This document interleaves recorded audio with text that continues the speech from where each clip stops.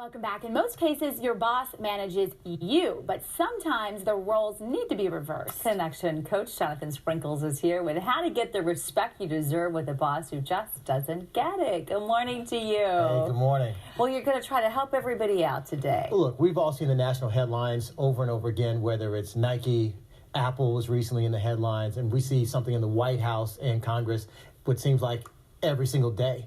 And what is the common denominator in all of it is leadership.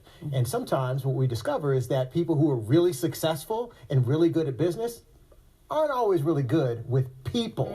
And so now we have a conflict because people are very successful, but sometimes we don't always know as people under them, how can we still get the respect that we deserve? So I asked you a question during the break. What's the number one thing that concerns you about having a conversation with a difficult person? What do you think? What do you say? That's a good one. They're not very open-minded, yes. They just don't, they won't even listen. They don't get it. They never will. Just, closed-minded. Right. Their way or the highway. Yeah. Oh my gosh, that's what I wrote. Their way. Melissa had the same idea, but yeah, that's the number Right. one thing. So they don't listen. And you know why people are like that? Because it works.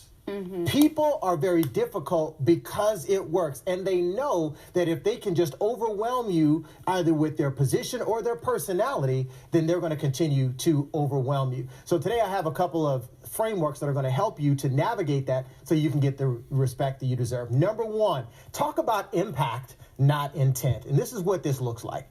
What you say is, look, I understand that it probably didn't mean to come off this way. I'm sure you didn't mean this. This is where it lands on me. And for those of us who don't like conflict necessarily, this is important because it's not that you're accusing them, you're actually letting them off the hook. So that way you have a way to own your truth. And this is the reason why most people get in trouble, because they refuse to own their truth.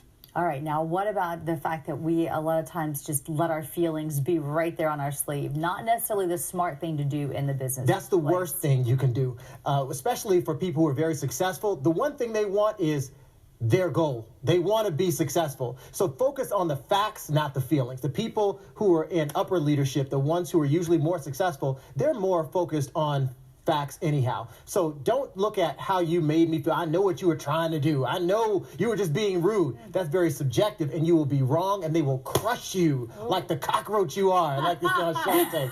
But instead, focus on the facts. Say, can we agree that this is what happened? If you do that, then it brings it back to a neutral place where it's more objective. Sure, because at the end of the day, you want to get results for you, whether you're looking for a promotion, a raise, or just a different kind of flexibility at work. Yes, absolutely. Seek results, not being right. Focus on what you want. The best thing that you can ever do is do what Stephen Covey said, begin with the end in mind. At the end of the conversation, what do you want to occur? And actually say that in the beginning of the conversation.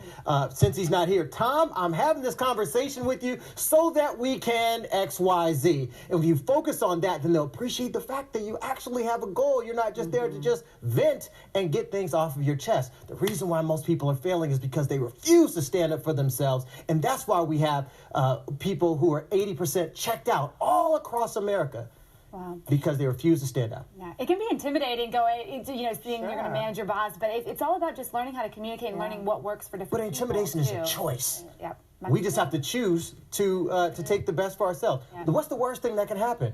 We end up losing our job, losing a client, and we end up finding a place in which we're actually respected. Yeah. Absolutely. Well, Jonathan, we all need you in our lives. So Jonathan Sprinkle to motivate us to do these things. Thanks so much for being here. Thank you. Being that person. Thank you.